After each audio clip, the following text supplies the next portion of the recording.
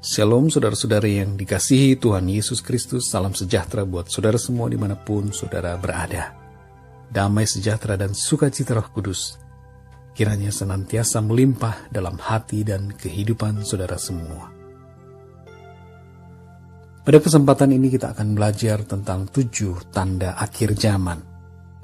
Di dalam Matius 16 ayat 2-4. Di situ Tuhan Yesus berkata, pada petang hari, karena langit merah, kamu berkata hari akan cerah. Dan pada pagi hari, karena langit merah dan redup, kamu berkata hari buruk. Rupa langit kamu tahu membedakannya, tetapi tanda-tanda zaman tidak. Saudara yang dikasihi Tuhan, ayat ini sebenarnya merupakan teguran Tuhan Yesus. Betapa kita seringkali dapat mengenali cuaca dengan melihat rupa langit. Petang hari dan pagi hari, itu langitnya sama. Warna langit biasanya berwarna merah. Tetapi kita bisa tahu apakah cuaca akan buruk atau cuaca akan cerah. Nah saudara yang dikasih Tuhan, maksud Tuhan Yesus adalah bahwa sesungguhnya tanda zaman pun kita bisa kenali dengan kita melihat apa yang sedang terjadi, situasi apa yang saat ini sedang terjadi di berbagai belahan dunia. Oleh karena itu saudara, sebagai anak Tuhan kita harus waspada, harus bijaksana, dan mengenali tanda-tanda zaman. Di dalam Matius 24 ayat 36, di situ dikatakan bahwa tidak ada seorang pun yang tahu kapan harinya. Tetapi saudara, kata tahu dalam ayat tersebut dituliskan dalam bahasa aslinya, bahasa Yunani adalah oide, bukan ginosko. Jadi kata ini dalam konteks ayat tersebut berarti bahwa tidak ada seorang pun yang tahu bila tidak berupaya untuk tahu. Jadi sebenarnya kita semua, kalau kita berupaya, berusaha untuk mencari tahu, maka kita akan tahu dan kita bisa mengenali kapan akhir zaman itu akan terjadi. Tentu bukan secara spesifik kita tahu hari dan tanggalnya. Saudara yang dikasihi Tuhan, di dalam Amos pasal 3 ayat 7, di situ dikatakan bahwa sungguh Tuhan Allah tidak berbuat sesuatu tanpa menyatakan keputusannya kepada para hambanya. Jadi saudara dan saya adalah hamba-hamba Tuhan. Jika Tuhan Allah mau berbuat sesuatu, bahkan mengakhiri dunia ini, Dia pasti akan memberitahukan kepada kita hamba-hambanya. Saudara yang dikasihi Tuhan, tanda zaman seringkali tidak bisa dibedakan, tidak bisa dikenali oleh orang. Karena apa? Karena kedegilan hati, karena kejahatan dan ketidaksetiaan kepada Tuhan. Namun bagi orang percaya, kita diberi hikmat untuk membedakan dan mengenali tanda-tanda zaman. Berikut ini saudara, 7 tanda akhir zaman. Yang pertama, perang dunia. Mungkin saudara berpikir, perang dunia sudah sering kita dengar.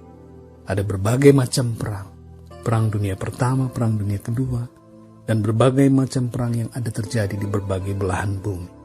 Tetapi saudara yang dikasihi Tuhan, di dalam Matius 24 ayat 7, di situ Tuhan Yesus berkata, bangsa akan bangkit melawan bangsa, dan kerajaan akan bangkit melawan kerajaan.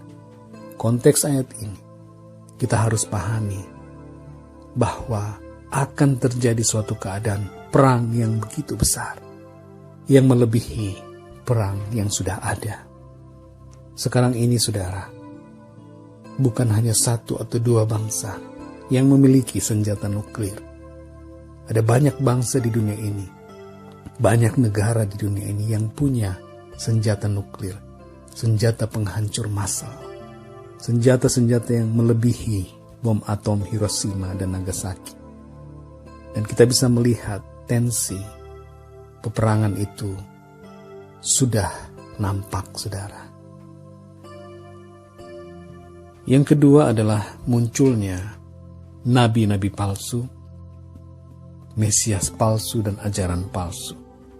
Di dalam Matius 24 ayat 24, di situ Tuhan Yesus memperingatkan bahwa pada akhir zaman akan muncul Mesias palsu dan nabi-nabi palsu yang disertai oleh tanda-tanda dan mujizat-mujizat yang luar biasa, yang akan membuat orang-orang menjadi murtad dan mengikuti mereka. Saudara yang dikasihi Tuhan, Mesias palsu dan nabi palsu juga berbicara tentang ajaran-ajaran palsu yang menyebar di seluruh dunia. Jadi kita bisa melihat, saudara, penyesatan di akhir dunia itu akan bertambah-tambah. Yang ketiga, saudara, penurunan moralitas. Dalam 2 Timotius 3 ayat 1-4, di situ dikatakan bahwa di akhir zaman, pada hari-hari yang terakhir, akan datang masa yang sukar. Manusia cinta diri sendiri dan menjadi hamba uang. Mereka akan membual dan menyombongkan diri, menjadi pemfitnah, berontak terhadap orang tua, dan tidak tahu berterima kasih, tidak mempedulikan agama, tidak tahu mengasihi, tidak mau berdamai, suka menjelekkan orang, tidak dapat mengekang diri, garang, lebih menuruti hawa nafsu daripada kehendak Allah. Jadi saudara yang dikasihi Tuhan, pada akhir zaman akan terjadi penurunan atau degradasi moral. Orang-orang akan cenderung percaya kepada konsep atau paham relativisme. Tidak ada kebenaran yang benar-benar mutlak. Begitu menurut mereka. Padahal kebenaran itu mutlak adanya, saudara. Kebenaran itu adalah sesuatu yang dari Allah, yang dari Tuhan, dan absolut sifatnya. Tuhan menghendaki kita untuk berpegang kepada prinsip kebenaran. Namun di akhir zaman, orang-orang akan mempercayai banyak hal, saudara. Mereka tidak punya prinsip apakah ini benar atau tidak. Justru mereka akan melakukan pembenaran-pembenaran terhadap sesuatu. Yang keempat, saudara, akan terjadi tanda-tanda di langit, di darat, dan di laut. Lukas 21 ayat 25-26. Di situ disebutkan bahwa akan ada tanda-tanda pada matahari, bulan, dan bintang. Di darat dan lautan, orang akan takut pada gelombang-gelombang laut. Jadi tsunami, bencana alam, gempa bumi, dan berbagai tanda-tanda aneh di langit akan terjadi dan sudah terjadi saat ini, saudara. Kita melihat bencana-bencana yang besar dalam beberapa dekade ini. Kejadian-kejadian musibah yang luar biasa. Dan sampai hari ini, bencana alam terus terjadi.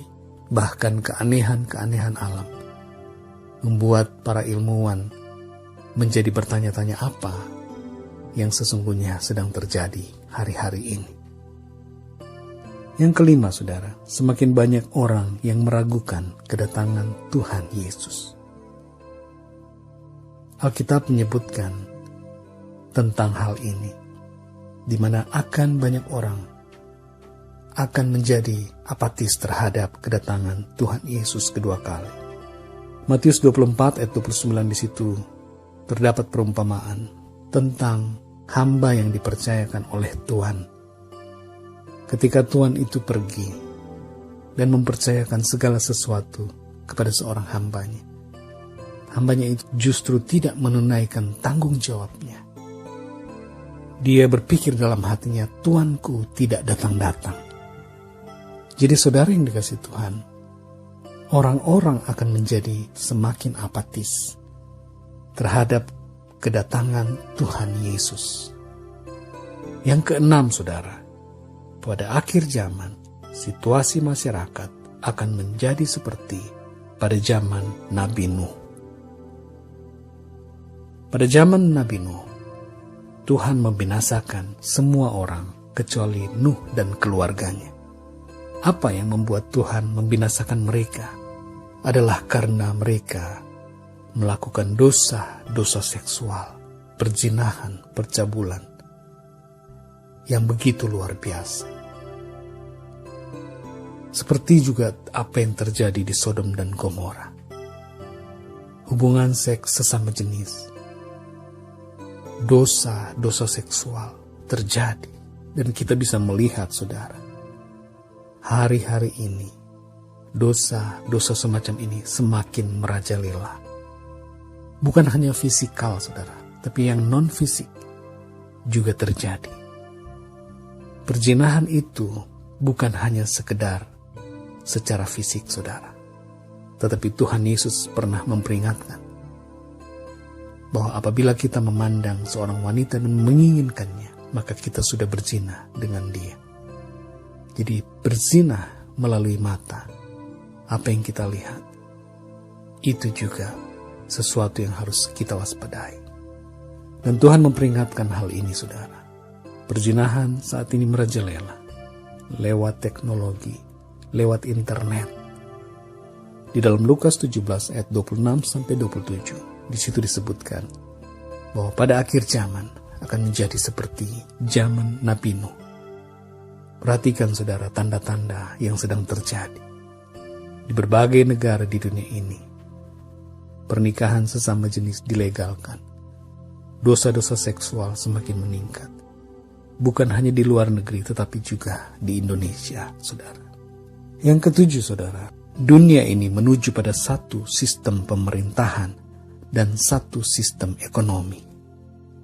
Jadi, dunia ini menuju kepada global government dan global ekonomi.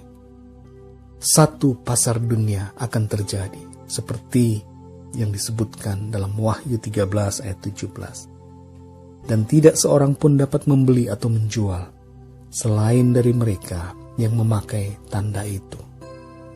Akan ada muncul, saudara, satu pemerintahan dunia dan satu sistem ekonomi dunia yang membuat semua orang harus tunduk dan takluk kepadanya. Tapi saudara yang dikasihi Tuhan, setiap orang yang percaya kepada Tuhan harus bijaksana dalam menyikapi hal ini. Tanda-tandanya sudah menunjukkan dunia ini menuju kepada hal tersebut, saudara. Jadi saudara yang dikasihi Tuhan, demikianlah 7 tanda yang harus kita kenali. Dan 7 tanda ini sudah dan sedang terjadi.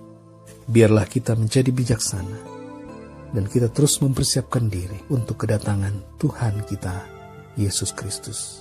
Janganlah kita menjadi takut, tetapi dengan mengenali tanda-tanda zaman, kita dapat menaruh harap kita kepada Tuhan. Tuhan Yesus memberkati kita semua, dan mari kita berdoa. Bapa kami yang di surga, terima kasih buat kebenaran firman-Mu. Kami boleh belajar tentang tanda-tanda akhir zaman.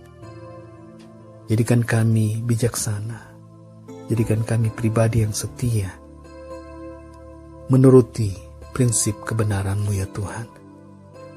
Ajar kami untuk terus melangkah dalam firman-Mu. Tidak goyah, tidak takut, tetapi terus berharap kepada-Mu ya Tuhan. Berkati setiap kami Tuhan. Pimpin hidup kami.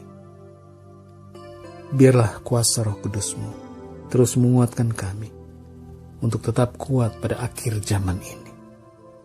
Kami rindukan kedatangan-Mu ya Tuhan, dan jadikan kami saksi-saksi-Mu sampai Engkau datang kembali. Di dalam nama Tuhan Yesus Kristus kami berdoa dan mengucap syukur. Haleluya. Amin. Tuhan Yesus memberkati saudara semua, dan sampai berjumpa dalam renungan yang berikutnya. Haleluya.